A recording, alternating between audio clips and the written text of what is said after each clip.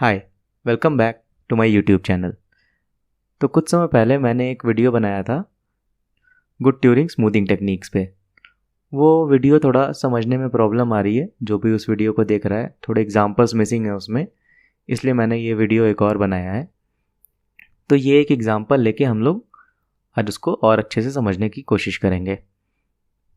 मैंने पुराने वाले वीडियो का लिंक इसमें पड़ा हुआ है, अगर आपने थ्योरी नहीं पढ़ी है तो एक बार थ्योरी को देख लीजिएगा और फिर उसमें कन्फ्यूजन आती है तो इस वाले एग्जांपल को देख लीजिएगा।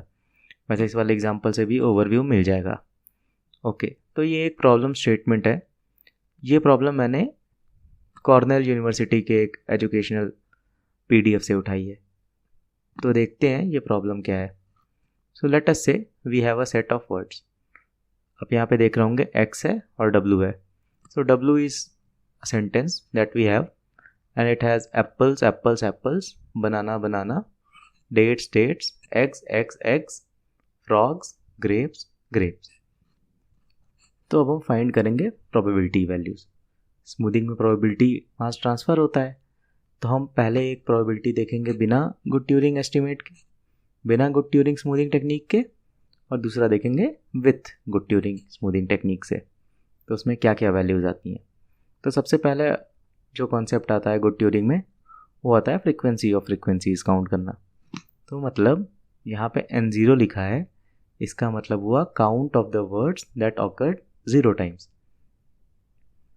तो कौन से वर्ड 0 टाइम आए हैं? सिर्फ कैरेट। कैरेट हमारे सेट में प्रेजेंट है, लेकिन हमारे W वाले जो हमारा वर्ड है प्रॉपर, जो पूरा सेंटेंस बना हुआ है उसमें नहीं है। तो n0 की वैल्यू क्या हो गई? 1।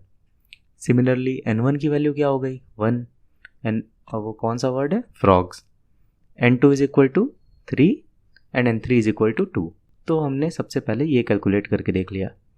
अब विदाउट गुड ट्यूरिंग अगर हम कैलकुलेट करना चाहेंगे तो प्रोबेबिलिटी ऑफ कैरेट्स जो आएगी, मतलब basically the frequency of n0, number of the words that awkward 0 times, उनकी प्रोबेबिलिटी जो आएगी वो 0/13 आएगी। और सिमिलरली फॉर 1/13, 2 3/13 एंड 3 2/13। 13 क्यों ले रहे हैं? W में टोटल नंबर ऑफ वर्ड्स कितने हैं? 13 है। काउंट कर लीजिए तो वो टोटल वर्ड्स आएंगे 13। तो अब हम इसको दोबारा कैलकुलेट करेंगे गुड ट्यूरिंग एस्टिमेट्स के साथ। ठीक है, तो उसमें हम देखते हैं कि हम C* की वैल्यू निकालते हैं, और जब C की वैल्यू 0 होती है तो हम देखते हैं उसमें प्रोबेबिलिटी की वैल्यू n1/n डिफाइंड थी। तो यहाँ पे n1 की वैल्यू क्या है? 1 और n इज 13।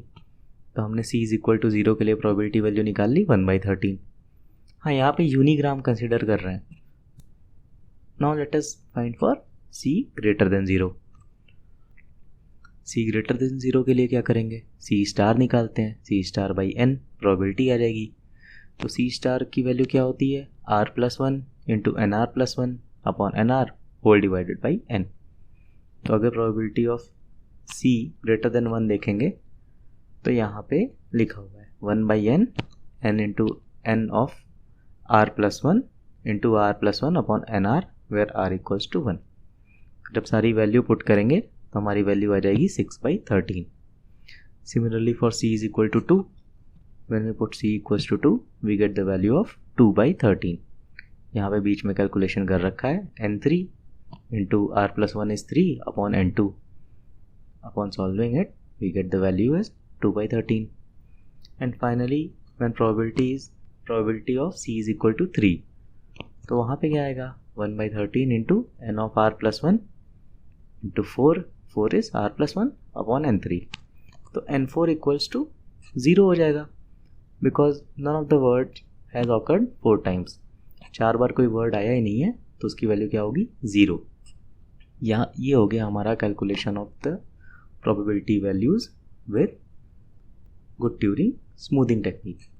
तो प्रोबेबिलिटी C इक्वल्स टू 4 0 क्यों आ रही है? This is one of the disadvantage. हमने देखा था वीडियो के लास्ट में, देखे हैं कि जब फ्रीक्वेंसी बढ़ती जाती है तो फिर प्रोबेबिलिटी जो हो जाती है वो असाइन 0 हो जाती है। तो this was one of the disadvantage.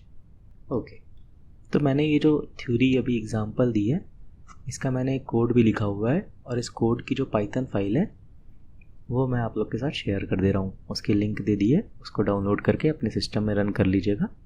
कोई डिपेंडेंसी नहीं है, सिर्फ पाइथन रन करना है। उसको आप रन करके एग्जांपल देख लीजिएगा। यही वाला जो वर्ड्स लिया है, यही वाले जो सेंटेंस हमने यूज़ किए हैं, सेम चीज़ की कोडिंग की गई है। उसको रन करके देख लीजिएगा। और अगर कोड में कोई इशू या एरर आता है या फिर कोई एग्जांपल लेके आप सॉल्व करते हैं जिसमें गलती है, तो आप बताइएगा ज़रूर। कोड को वापस सही करके नया कोड अपलोड कर दिया जाएगा। आई होप इस वाले एग्जांपल से आप लोग को ज़रूर समझ में आ गया होगा ये एडवांस स्मूथिंग टेक्निक। और भी किसी वीडियो में अगर एग्जांपल्स की ज़रूरत है तो आप वीडियो में कमेंट करके ज़रूर बताइए।